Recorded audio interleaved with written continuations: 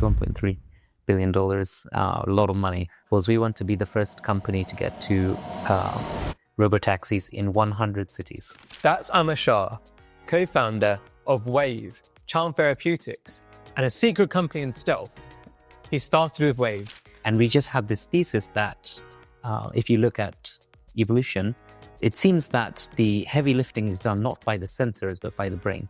So we tried to create a demo which would be admired by the likes of Elon or Demis Hassabis or founders of OpenAI. Elon Musk reached out to us. Emergency forced him to change lanes and applied AI knowledge to the healthcare space. Unfortunately, I got very sick in 2019, had a very late diagnosed illness, which was partly because I was waiting a long time to get a scan on the NHS. And when it came, it was very clear what kind of problems I had to go to the hospital and was there for 2 months. So the drug discovery uses something called transformers, particularly spatially invariant ones, which are quite different from convolutional neural networks. We're going to have a drug in clinical trial for leukemia next year. He's also a prolific angel investor and invests in some of the most moonshot deep tech companies. My first company was in space technology, for example. I've always been fascinated by space and briefly worked at NASA. In total, I've invested in about 80 companies, half through a fund and half personally. And now he's turned his immense knowledge to one of the world's biggest problems. I would like to eradicate terminal cancer. That's what we're getting.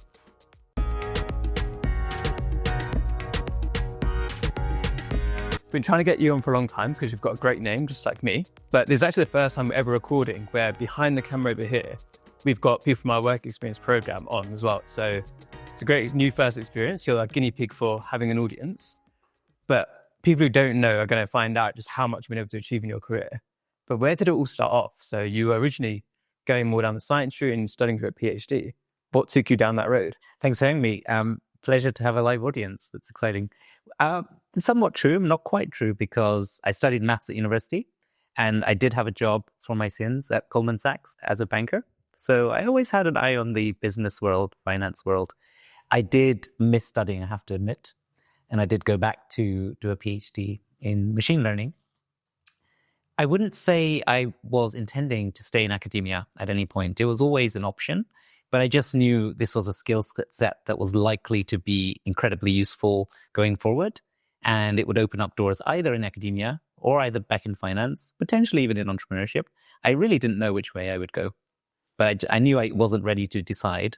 So I would say it was more about keeping options open. I also think in this country, we decide what we want to do for the rest of our lives far too young. And being in the bank at 22 years old, I just felt like I didn't know enough about the world to commit to this for the next decade. So going to do the PhD, yes, it was science, but it was actually a sort of holding position to understand myself and where the world is heading so that I could make potentially a better informed decision and take a little bit more time, especially because we're probably going to live 80, 90, maybe even 100. So I just felt there was no need to rush that decision. So that was more the philosophy of it. How is it actually doing that? Because I guess a lot of the people you've been at the bank with would have been thinking, okay, next promotion, I need to keep earning more and more money. Whereas you got off that train and looked at longer future-term options. Yeah, it's a good question. I think since a young age, I've had delayed gratification ability. I also saw the trap associated with the glamour. I saw, like, when I started saying I was planning to leave or thinking about it, my salary increased like 80%. And I was thinking, whoa, that's quite a juicy carrot. But if I bite that carrot, I'm always going to have more carrots being dangled. And so, and I noticed this amongst my seniors, people who would have been like me 15 years ago that thought they'd be there a year or two, but ended up there for 15 years. And I just looked at those bosses of mine and thought, they were great people. I liked them as humans, but I just did not aspire to their lives and how they allocated their time. And just really viscerally realized if I don't go now, I'm probably never going. So I think that was the calculus which made it a really rational decision to leave, even though I took a 90% pay cut to do a PhD. And I'm very glad I did. One of the best decisions in my life. Well, I guess like with what you've now gone to build, it's good for everybody else that you did it as well, right? I hope so. And so once you did that PhD, Obviously, you said your thing about doing that as like learning and getting better at things. But then how did you decide which direction to go into after that? So it's important to note that purely out of luck, I started this PhD at probably the perfect time. So the year I started was 2012. And in that year was the first time an NVIDIA GPU card was used to train a neural network. And I suppose the rest is history. So this whole wave of AI, deep learning, generative AI, yeah, exactly. That's what the name goes. Yeah, I got to see it. I was in the room when Zuckerberg came to announce Facebook AI research. I saw the forming of OpenAI. DeepMind were hiring like crazy. There was just so much opportunity. We had at the conferences we went to, like incredible parties just for hiring people. It felt like we were rock stars already and we were getting a lot of attention. So it was really clear to me throughout the PhD program that there was a lot of demand for this talent. So again, it would have been really tempting to take a high five-figure salary job at that time. But we realized actually, if we started our own company, that was close to little downside. And I think a lot of people fear that, if you start a company, you could lose everything. In our case, we didn't have that fear. First of all, we live in quite a comfortable welfare state. It's highly unlikely we'll ever starve. And if our company failed, which was more than likely, we would more than likely also get a high-paying job somewhere. So the whole risk profile of starting a company looked different to me than what the, typical dogma is around it. And on top of that, we thought, well, if we've got this unique position, maybe a once in a lifetime, maybe generation position of having such low downside, we're not going to do something incremental. We're going to do something as big as we can imagine. And so this is why it helped being a bit younger and naive and bright-eyed, bushy-tailed. And we thought, given the training we had had and the research we had done, and the timing, we graduated around mid-2010s, so 2015, 16. That was just when computer vision, which is computers understanding what are going on in images with what's called convolutional neural networks, started getting superhuman. So they could identify things in pictures better than humans could. And we wondered, where could this be applied? And we thought that actually, generally in robotics, this will unlock robotics. If you think about most moving animals, birds, fish in the world, they have pretty simple set of sensors, usually a pair of eyes. Whereas at the time, self-driving cars had spinning lasers and radars and lots of sensors. And we just have this thesis that if you look at evolution, it seems that the heavy lifting is done not by the sensors, but by the brain. So simple sensing and very, very complicated, powerful computing is how you move around the world. And this was a contrarian belief at the time. Most of the investors, they took meetings with us. They took us, we think, seriously, but I think once we left, they kind of laughed behind our backs because these big companies, Google and Uber, were doing something very different. But I read Peter Thiel's 0 to 1, which you probably have here somewhere. And the first chapter says, what is a belief you have with high conviction that most people disagree with? And focus on that in building your company. And this really ticked the box. And we realized that we strongly believe that end-to-end deep learning with basic sensors is going to be the way eventually of how robots move around the world. The simplest robot was a self-driving car. Because if you think about to move a car, you need two numbers, which is acceleration and steering, which is actually way less complicated than even your hand. Like the actuation required for your hand has maybe hundreds of variables. We have so many different joints and muscles. So as a robotic hand is actually really complicated. The hard part in driving is understanding what's going on around you. So it's much more of a computer vision problem than a robotics problem. And computer vision was doing really well. AI really took off. We had a ChatGPT moment, and we saw this idea that as you increase data and compute, performance improves. So over time, we really rode this wave of selling that same message.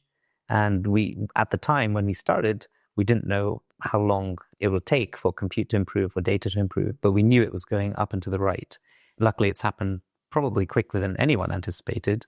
And we've just been able to piggyback off that. But I think from the point we started, we realized directionally that was going to happen.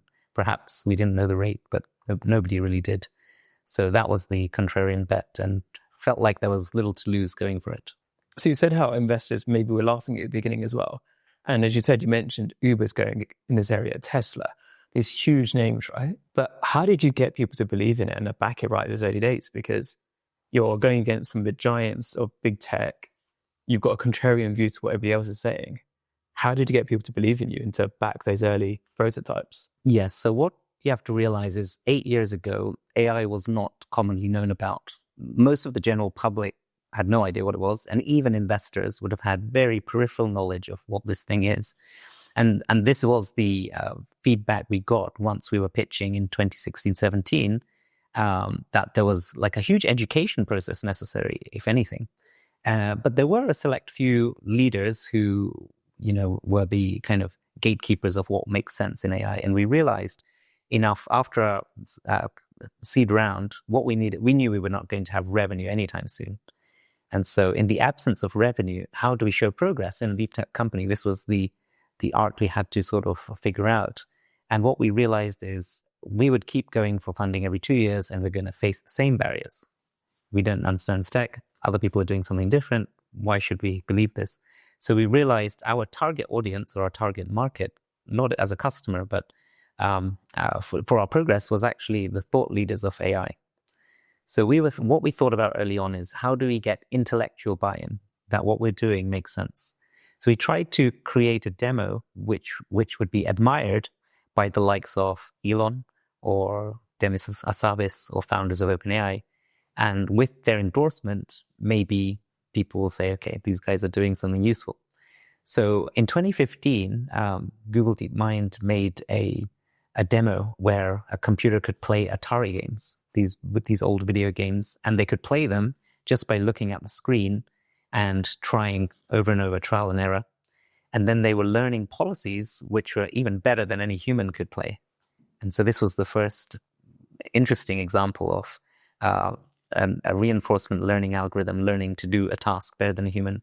And we thought, how can we map this idea onto a car? And so our first demo was called Learning to Drive in a Day. And we took a car that had no knowledge of anything. It was completely blank-minded. And we turn the car on, it moves. As soon as it does something the driver deems unsafe, it's turned off. That's it. That's the only feedback it gets. So it's very Pavlovian training. And what we found was, after 20 minutes of doing this, it learned to follow the lane. Not only did it follow that lane, it followed other lanes in different weather conditions and lighting conditions. So this was the first, this is not a product, you can't sell this, but it was the first demonstration that you don't need to tell a car how to drive. You can make it learn how to drive itself.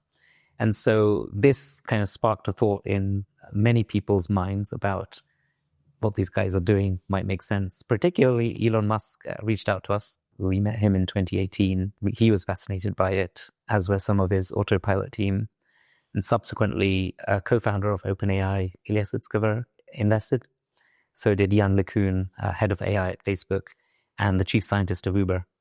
So with their, not just verbal endorsement, their financial endorsement, we were able to convince investors to give us a meaningful Series A of $22 million. And so that was the real big first step. And that was the point we moved to London. So until this point, we were in Cambridge. And so, yeah, that's what we did. And we had to do that for quite some time, even all the way up to Series C, to be honest. And obviously now, is it over $1 billion has been raised? Yeah. Do you know the exact number? 1.25, I believe, is the number. Maybe close to $1.3 billion. A lot of money. So, yeah, the last round was 1.05 billion last year from SoftBank. And we weren't actually trying to raise that much. We were going for maybe 200, 250. And we were starting to get term sheets at that level. But I think what happened with SoftBank is that they realized we're going to keep going every 2 years and having sort of fluffy metrics that don't really show progress. And they said, you know what, we've got money. Why don't we give you sort of 3 rounds worth of money at once? And it's kind of an all or nothing investment. So it's exciting in many ways because we think we have like 8 to 10 years of runway. So you can really invest. And this is the massive advantage that people like Google have, because they have such a massive balance sheet. Waymo's been going for 20 years now, and it's not profitable. So it's been, they've spent billions, maybe 20 to $40 billion on it. No other entity in the world could really do that. And so that's what makes it hard to compete with them. We don't have 20 to 40 billion, but we've got a little nice buffer now so that we could really go for it. We've got a real shot now. The downside is, and I think something we don't talk about enough in venture capital is the debt. You have to pay all that back before you make anything. And if you think about, if someone's giving, especially venture capitalists, if they're giving you $1 billion, they want 10 billion back. So they're happy for it to die in the pursuit of getting 10 times more. Whereas if you own that business and it's most of your life, which is my case, I'm not happy with such a skewed bet. So you have to be really careful of this misalignment you can have. And so that's been personally a little bit challenging because it's great on one hand, but on the other hand, other people on board may push the company into directions that are less comfortable for founders and early employees. There is a small, moderate solution to that, which I think also should be more discussed in Europe, which is called secondaries. So the way to recreate that alignment is to allow early employees and founders to take a little bit off the table. So they sell small portions of their shares just to be, not to be wealthy necessarily, but to be comfortable and not be worrying about bills, so that now they can really focus on the company and shoot for the moon. And this is something the US have been doing for years. It's much less common in Europe, but I can see it starting. I just was with the 11 Labs guys last week, and they're doing this really well. And it makes a huge difference on outcomes in the long run, and also shows the ecosystem in Europe that actually this equity means something. It's real. It's not just monopoly money. And I think more people in Europe should get that experience to then encourage people to come back into entrepreneurship. So it's something I'm trying to be an ambassador for across the board. I think with secondaries as well is that bit that people are scared because if other people aren't doing it and they want to take secondaries, they're just like, oh, they're not as committed as other people are. But at the same time, it's like if you can take the money off the table, which now means that you never have to worry about money for the rest of your life. You can just keep going purely because you want to have that massive outcome and achieve the mission of what you've set out to do. And I think, like you said, views are changing, but there's not enough yet evidence or enough people doing it to really change the market. So when people like 11 Labs are doing it, it's going to help shift that mentality. Yeah, I agree. I think it doesn't even need to be an amount that means you never need to work again. The example I'll give you, which I think is quite sad, some of our early employees, very smart, they were, we have slightly more modest salaries in a startup. They struggle to get a mortgage in London because a bank doesn't care that you have millions in equity. They just want to see a salary. And it's frustrating. And sadly, I think this is why really smart people sometimes favor job at the big tech companies, because they get the big salary and that means they can get their mortgage.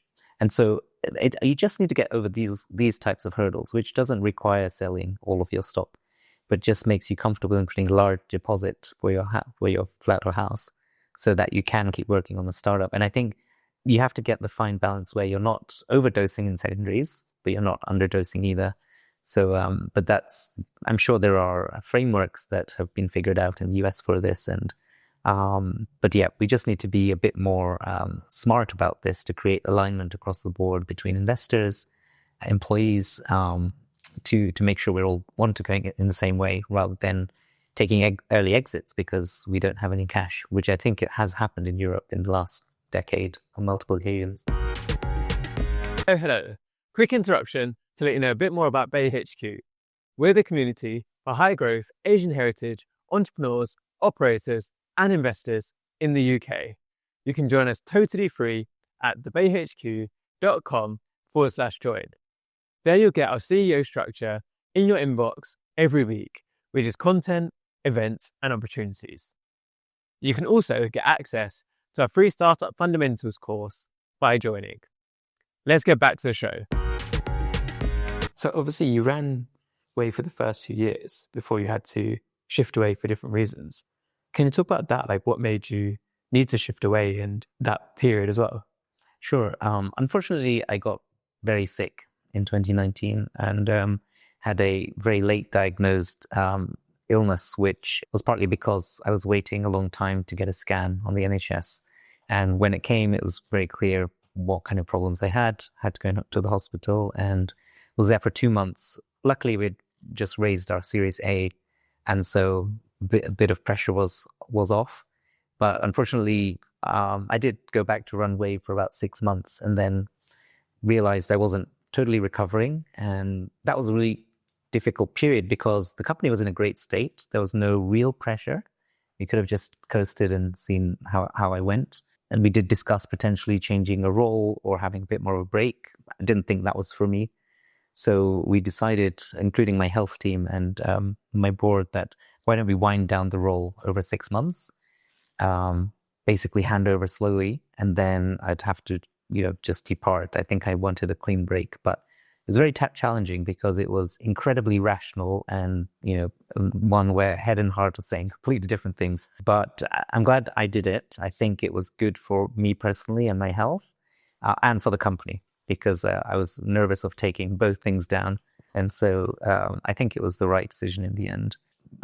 But there were silver linings. So in my illness and recovery, going through many variations of medication where I had side effects and intolerances, I started getting interested in medicines and how they worked. And then we had the COVID lockdown, and I was a little bit bored. And so I started studying biology again. This was my least favorite science, honestly. I was more into physics and chemistry. But, I wanted to know why these medicines weren't working and why my doctors didn't understand them either. And then I realized how freaking complicated biology is. It's like, I think it's going to take us decades, if not centuries, to understand biology fully.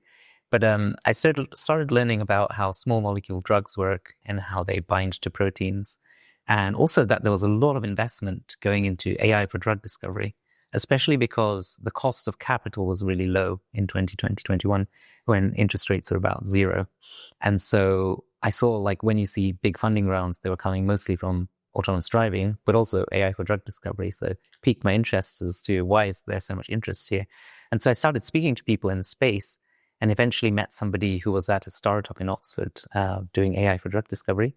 I think it had just become a unicorn. But he wasn't really happy there, thinking that they were not using AI anywhere nearly as much as they could have. And so I kind of encouraged him to start coding with me. We started doing some projects together. And a few months later, Google DeepMind published AlphaFold 2, which seemed to have solved protein folding with AI. And we were pretty blown away. I mean, this innovation won a Nobel Prize this year, for example. It was really a huge milestone for medicinal chemistry and biology. And we realized this framework, along with what we had been discussing, would make an incredible framework for drug discovery with small molecules. So we started developing it, coding it. We found people contributing to an open source project, which we eventually hired. Before we knew it, we had a lot of term sheets being thrown at us to do this formally. And we kind of just fell into doing another startup in 2021. So that was a silver lining of the illness. And I learned a lot about medicines, chemistry, protein folding. So that was a pretty exciting experience. So it's obviously two very different paths there, right? Autonomous vehicles and drug discovery. But underlying, I guess it's the analysis and the machine learning. It's similar kind of methods you're using there. Or was it quite difficult? Was it easy to transition your skills, or was it quite difficult to transition into that new area? I think the markets are clearly completely different, but I would say the abstraction has a lot of similarities. How do you turn the problem, how do you formulate that into something that can be addressed with neural networks and deep learning? And I think there are a lot of parallels in that part of the role. But honestly, I really know very little about the clinical process and the trials of drug discovery, and it's beyond me. But that initial part of turning a real problem into something that a computer could solve, I think there were quite a lot of similarities. The types of models were slightly different, but relatable enough. So the drug discovery uses something called transformers, particularly spatially invariant ones, which are quite different from convolutional neural networks. But we had been tracking this research even at Wayve, because once we had started, we saw transformers being published in 2017, and then BERT, which was an initial, like kind of a precursor to ChatGPT and these large language models. So all of these types of models were really in the limelight, especially when, the culmination was the release of ChatGPT. which came just after we started Charm. So yeah, we'd been tracking that research. So I'm not tracking AI anywhere near as much now. It's just moving too fast. Back then, we were really on top of it. And so, yeah, there were still so many unknowns. And I think that's something I should add, that the only reason these were possible were because somehow we found great other people to collaborate with. And even in Wayve today, I probably understand 15% of the technology. And that's what blew my mind, because when you do a PhD, which is what I was doing for a while, you really own the whole stack. You decide, what is the question I want to ask? What is the experiment I need to do to answer that question? How do I have to write the code? I have to run the experiments, analyze the data. I have to go and present the results in a conference. And you do that whole thing as one person. When you're doing a company like Wayve, it's completely the opposite. You have to find people, delegate, and align everyone on the same direction. This is the North Star where we're headed. I would like to achieve this. I don't know how to. Well, how do you think we should do it? And really relinquish decision-making, decentralize it, give people autonomy and responsibility and accountability. And I think that's what I learned. It was a big challenge for me, to be honest. It's so different from anything I've done. Not something you really get taught. But it just shows you the power of, if you get great people together on one mission, it's just really powerful force.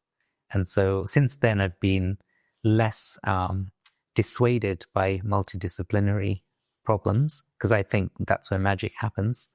And even in nature, you see the most proliferation of life at the boundaries of ecosystems, because there's interesting things going on when you mix different types of people or environments or weathers.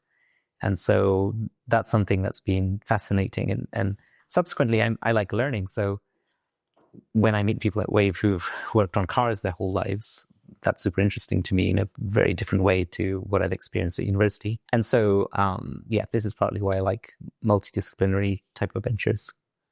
And so with Chomp, right, so the idea is obviously applying these AI models, machine learning to that new area. What happened there? What happened when you built the business, and where did it get to? So the premise initially was to build software where we would build a tool which a pharmaceutical company could use to assess lots of drugs in a computer before taking them to a lab. When we were raising capital, our initial offers were from software type investors, typical VCs. And we realized that we had a big gap in our combined group, which was a lack of knowledge or experience in creating drugs, and that we thought that might hold us back. So we went back to talk to life science investors. And for them, they were typically much less well-versed in AI. And so they saw it as a Wizard of Oz thing. It was like magic to them. And they were quite enamored by it, honestly. And we were offered a lot more money, in fact.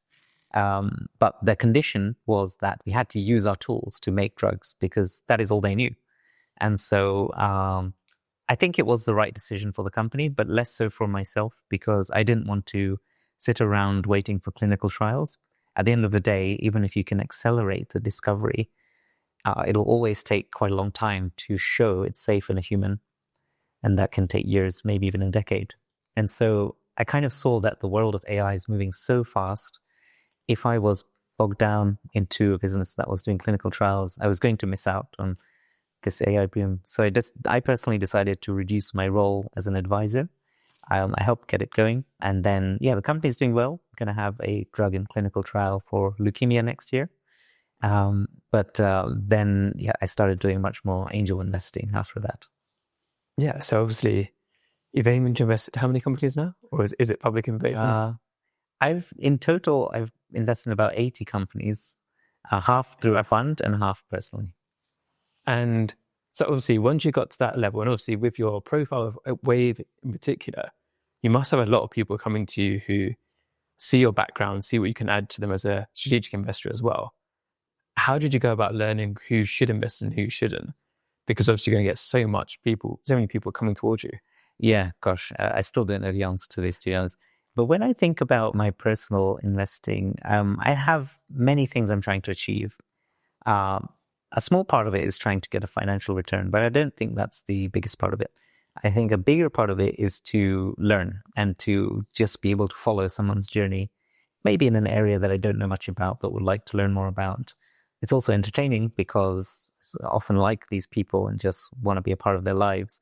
And so there's multiple objectives I'm trying to achieve, which make it a bit of a difficult decision. So, but usually it's somebody, I look more for, because I invest very early at pre-seed, I'm mostly looking for personalities. And do I believe in the person, and do I like the vision to what they're headed towards? And slightly less so about what they've achieved so far. And of course, we like to bet on people where we can believe in that vision and their ability to execute and achieve it, which includes recruiting others onto their boat and journey, investors, customers, etc. And just seeing that all play out. It's kind of like a slightly expensive movie you're going to, which lasts a decade or more. So I tried to have some diversity of types of companies. My first company was in space technology, for example. I've always been fascinated by space and briefly worked at NASA. And so that was my first investment. And then things like underwater robotics were quite wild, and a few more space ones. All sorts of things. Can you remember every company you've invested in now? Oh my God.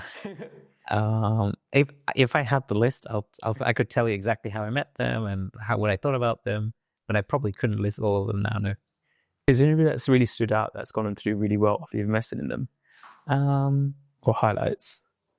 There's some that are doing really cool things that I think they're yet to show they're great businesses, but they're doing epic things.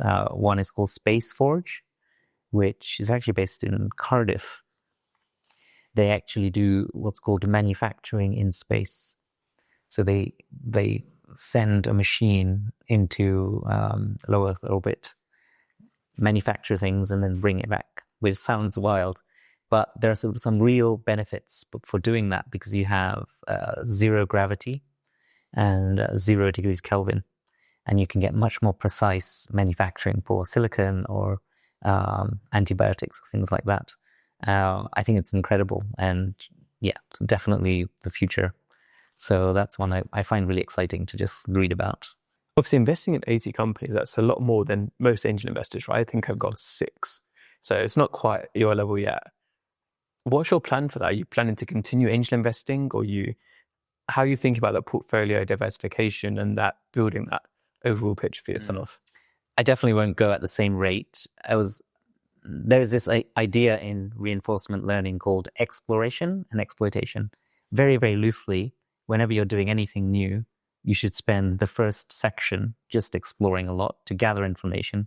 And then once you've got enough information, you can narrow down and focus and exploit your knowledge. You can use this in job search, in dating, you could use this in anything.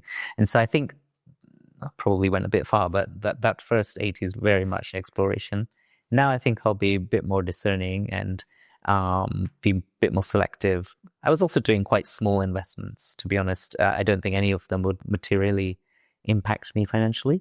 But now I think I'm going to concentrate a little bit more, spend more time with people. I think that 80's given me quite a lot of feedback on what I like, what I don't like. Where was I right about my PCs, or was I wrong? And by the way, even 80 is probably not enough to know if you're good at this, because there's a lot of stochasticity and luck and timing and so many different factors involved.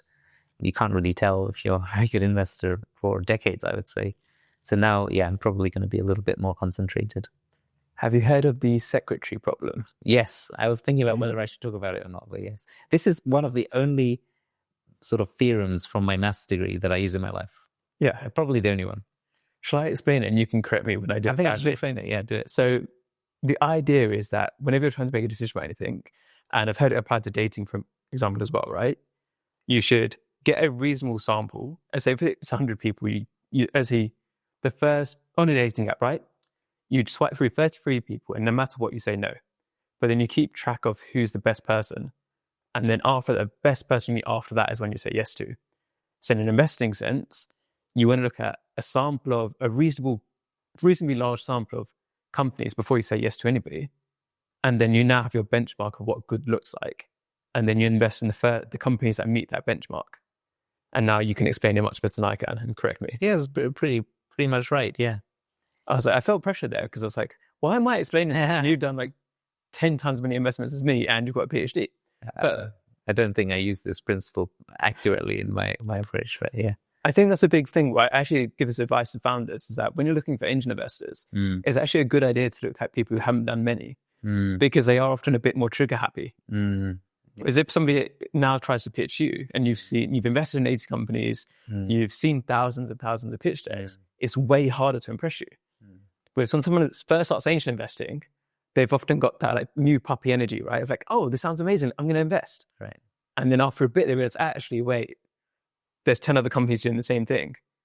But as a founder, it can be quite good sometimes to get those people on board, right? Yeah. I don't know. I think ideally you don't want to end up feeling like you conned someone as well, because this is a long-term partner. So you want to make sure you're both doing something you both will long-term be happy with. So I'd probably put a little bit of a question mark on that idea. But you're right. I think that is what would happen. But you don't want them to then say, oh, I wish I hadn't done that. And then they just, check out. Yeah, I guess it's still a case of them wanting to invest. It's just that they're not as quite jaded yet, right? True. Whereas the longer you've been in the game, the harder it is to impress you, I think. I think so, yeah. But you also mentioned that some of your investments are through funds as well. And how do you think about that in terms of investing directly into people versus now becoming an LP or investing in funds instead? Because I've moved more towards I'll invest in funds because I get too much deal flow, and because of the community, if I keep saying no to people aren't going to like me anymore. So if I just say invest in funds instead, then it helps me manage that side of things. That's true, yeah. Again, I think you're doing the same process when you invest in a fund. You're backing the GPs and the team and their ability to get exciting deals. So actually the process is somewhat similar. The outcomes of funds have less variance, I suppose. And so in a way, that's nice. I think I view the funds more as efficiency. Like if I'm doing other things, I don't have the time to see so many companies. So you're kind of paying for the service of somebody, looking at a lot of things. And I think there is a place for those too. I think I'm the slight challenge I have is some of funds have interesting incentive because of the way they're paid, the 2 and 20 type model. And I think that's something to be mindful of. It's usually aligned with the LPs, but I think for some founders that can be not the right thing to take a lot of venture money for that reason. So typically a fund, because of the power law distribution of outcomes, funds, slightly exaggerating, but push their founders to all shoot for the moon. And that may not be the best decision for some founders. But it is probably the best way to operate a fund. And so I'm very conscious of that potential misalignment having been a founder. These are the only small caveats I have about fund investing. But usually if you invest, pre-seed funds are usually their equity is quite similar to that of the founder in terms of seniority. So usually these things are mitigated, but yeah, slightly technical. So obviously with your background as a founder as well, what's some of the advice you're often giving to the founders in your portfolio? Is there any way you tend to direct them in a certain way or to help nudge them to try and avoid some of the mistakes you've made in the past? Yeah, it depends on the type of company. Most of the ones I work with are so-called deep tech, so typically have revenues a long way away and have to do a similar sort of game that we did to keep people excited and buying into the mission all the way along the path. So a lot of the work is about communication, actually. How do you convey your idea in a palatable way that would resonate with the audience? So I'll give you an example at Wayve, right? So at the time, not many people knew what deep learning really meant. How is it different from SLAM, which was the alternative at the time? And we thought about who is our audience. Typically, there were people in their mid-early 40s, GPs of funds, still quite young, but may have young children. And we had this idea to anthropomorphize our idea and make it relatable to them. So I had an angel investor who was in that age group, and he had a young son. And so in one of our pitch decks, the first page was a picture of this boy. And we said, in 10 years, he's going to learn to drive a car in 40 hours of training. And here's a Waymo car that's had 10 million hours, and it's worse than he'll be in 40 hours. And why is that? And then we talk about this boy learns with a neural network. And when he learns to ride a bicycle, you don't give him a set of rules to follow. He kind of has to wobble a bit, fall over sometimes, and then eventually he'll know how to do it. And he won't be able to tell you how he's done it. You can't convey that in natural language or code. And so that was like a bit of a light bulb for the audience to say, actually, this makes sense. This is why I can see why this approach works. And so that process. It's not, I don't know if it's an art or a science, but helping founders to convey their technologies in a way that's relatable, digestible. And I found this hard because being an academic, you learn to be incredibly precise. You don't like saying things that could be slightly off. So this analogy is not perfect.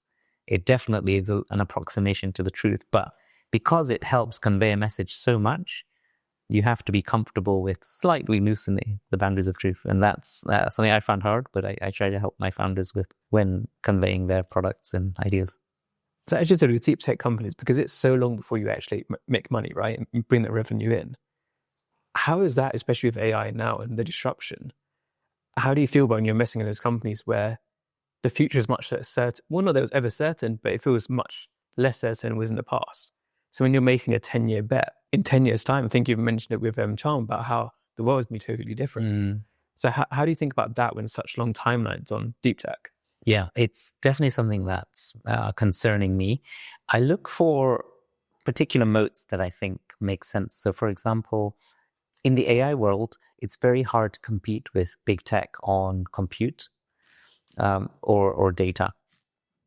They probably have a lot more than anyone else does, and their cost of capital is lower because they have huge balance sheets. So where one area, for example, where I look is there a deep tech company which has the ability to create proprietary data, potentially of the type that doesn't exist yet?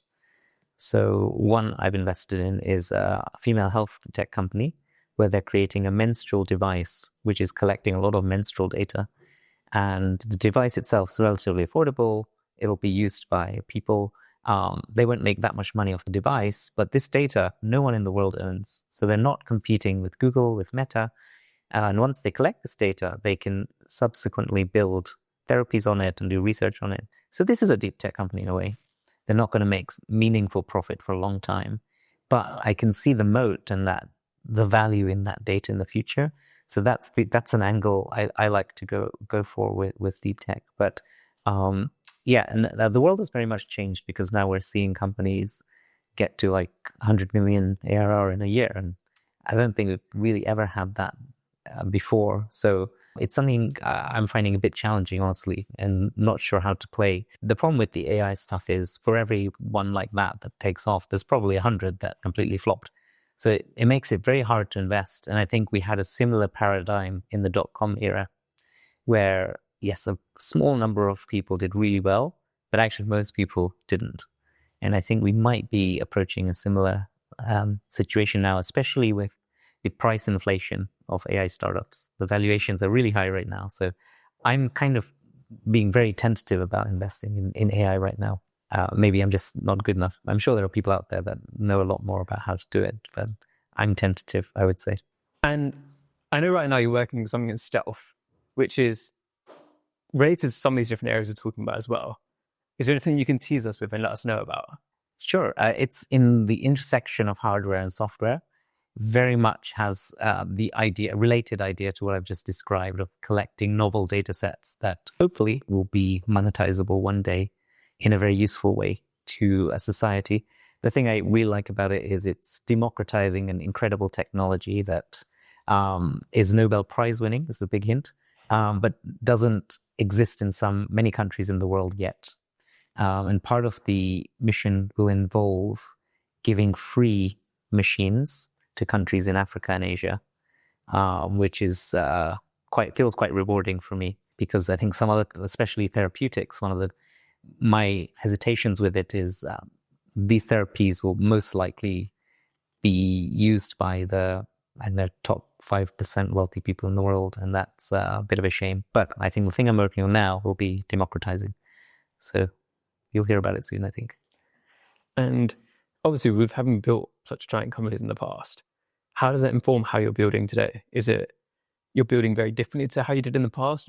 Have you been quite consistent in your methodology and the things that you think are important? Yeah, I think the main thing I've learned is how to get myself out of a job, sort of thing. before I was doing everything. I was doing the accounts, the payroll, I was taking the bins out. I wired our office for Ethernet cables, and I've learned how to figure out what's important for me to focus on and delegate what isn't. Also, my personal utility curve has changed. And so everything I do now is just for the mission and less so financially driven. Of course, if I have customers and investors, I'm going to do what's best for them. I'm technically not an employee of my current company, which is strange. I'm just a shareholder, and it's my capital, actually. And so that's been quite interesting. It means I don't have to have a 9 to 8 p.m. job, but I probably do that anyway because I want to. And I think I've learned how to pace myself, actually. I think I've become a bit wiser. It's possible why I got ill was at least in part due to stress and like not taking care of myself. So I'm very aware to be a bit more balanced in my life. Also, small things like I read so many more novels now since COVID.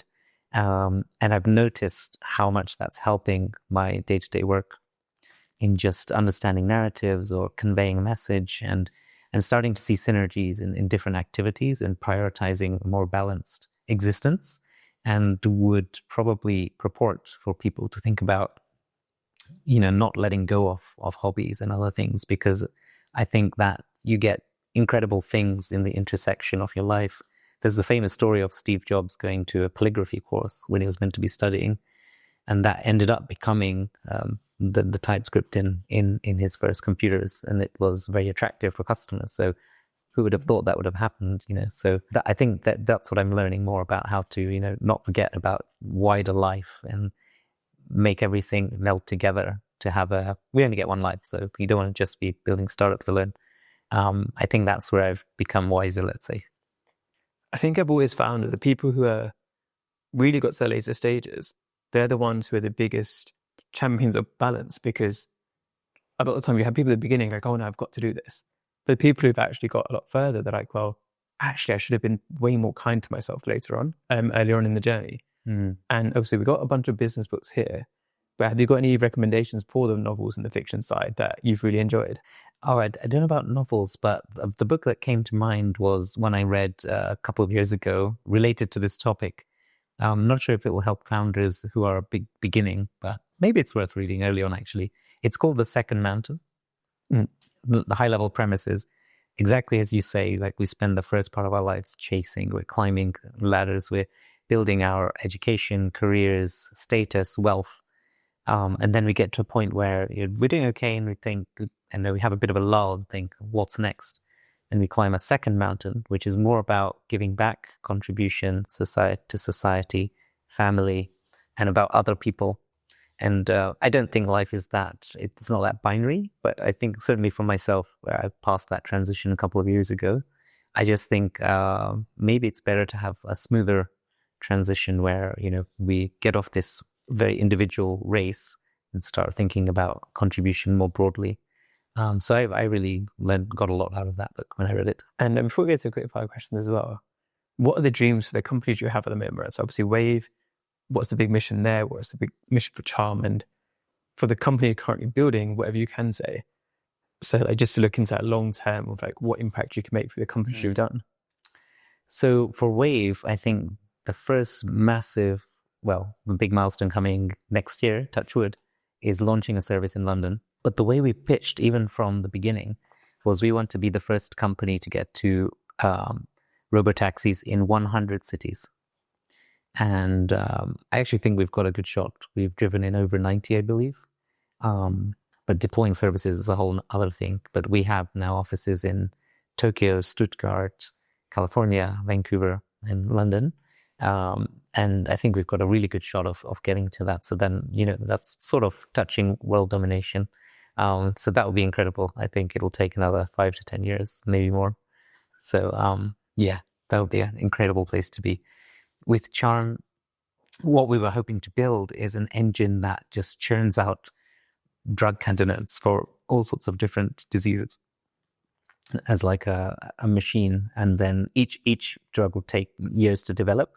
But we would like, dozens of drugs to be generated from this system over the next 1 or 2 decades. My last company, I think this is probably going to sound the most bold. I would like to eradicate terminal cancer. That's what we're going for that. Yeah. So that's 3 fairly bold missions, and I think the last one is probably the boldest. Yeah. What we're doing as well, so we're 250 something episodes in, and in 200 episodes time, we get people back again. So that's in 2 years' time. 2 years. Okay. Where do you think you could be in 2 years' time? And what we'll do, we'll have a little TV up here, and we'll play back what you say right now. Jesus. And then you can then see like how close did you get to it. You mean for these companies that I mentioned, or for I guess what's your next for the next 2 years? What's your main? For the company I'm working, or the project I'm working on now, I'd like to have a working system that is deployed in one of the countries I mentioned in Asia or Africa, starting to provide value to them. Just one. I think that's what I would like to achieve in 2 years. Okay, we'll play that back in 2 years' time when you sat here again. Okay. So It's going to be tough. Time for the quick fire questions now. Yeah. So first one is, who are 3 Asians in Britain you think are doing incredible work and you'd love to shout them out? One is a founder I've met a couple of years ago called Bhavi Mehtakar. He is the CTO of Wayve. They make an airbag for the knee, but most excitingly, he and his co-founder built their prototypes in the lecture room at university because they were finding it a bit boring. And I just saw a demo of theirs and eventually became their first investor, found them more investors to back them, and they ended up leaving their university. So I feel a little bit guilty. I don't think his mum likes me very much, but I think he was a really cool guy to work with. And then I met a really inspiring lady called Harshini, who is a student in high school, 15-year-old lady. And I saw some robotics project her and her friends were working with. And they'd just done this off their own pocket money. Their parents gave them a little bit. The school saw and thought, wow, this is cool. They gave them a few £100s.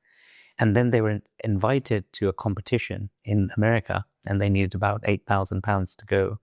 They couldn't raise it. So somehow I found out about it and sent them to the Wayve team, and they ended up being sponsored to go. But it was just really inspiring to see a group of very young girls just doing robotics for fun and actually taking it seriously. And so that was, an inspiring one for me. And I think slightly different track, Avse Rishi Sunak. I think he had a hard time in his role. I think on the whole, he was mostly liked, but, he was caught between rocks and hard places in his role. I think he was quite eloquent, generally kind and thoughtful.